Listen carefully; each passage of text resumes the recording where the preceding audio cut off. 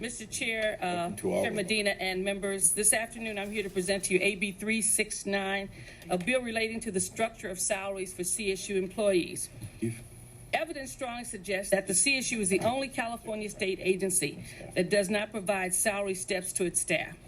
This creates an inversion in salaries where new hires are earning more than more experienced employees.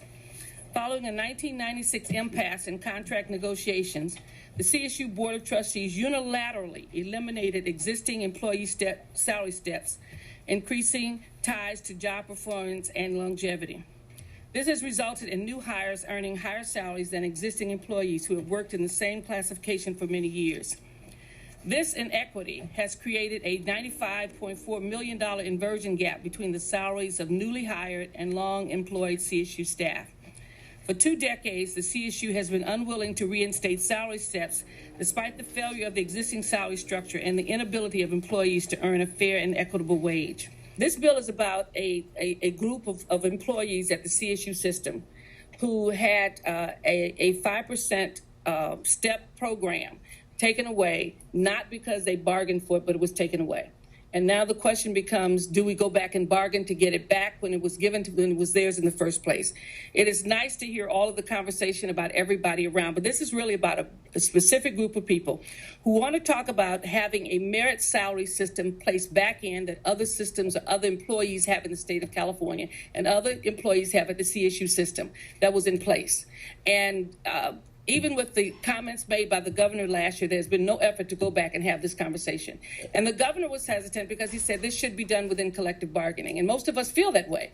But they have tried and tried and tried. And so when the collective bargaining system doesn't come back to negotiate this, what do? Do you just say whatever, as some of the people have said, have retired and moved on and just said this system is not going to work for me? Or do you basically come to the folks who are supposedly in charge of the system, which is the legislature, and say, this was taken away, we've tried our best.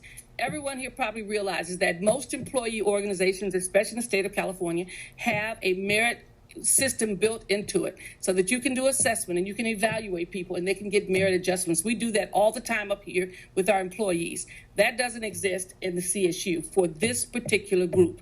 Not for the others, but for this particular group, which is the lowest paid, lowest wage individuals in the system. So what I'm asking is that we basically restore that structure back to them. Now, the issues of all the various salaries and how you're going to do equity and how you're going to have a system and you're going to take 5 years to evaluate this, that is not what this bill is about. I want to make that very, very clear. We understood it last year. We basically recognized this was a good thing on both sides of the House, got it to the governor, and he wrote a statement because he was in favor of it, but wrote a statement because he felt difficult moving into that system, hoping that they would be further along in a conversation right now about how you restore these step increases, this merit step that's there.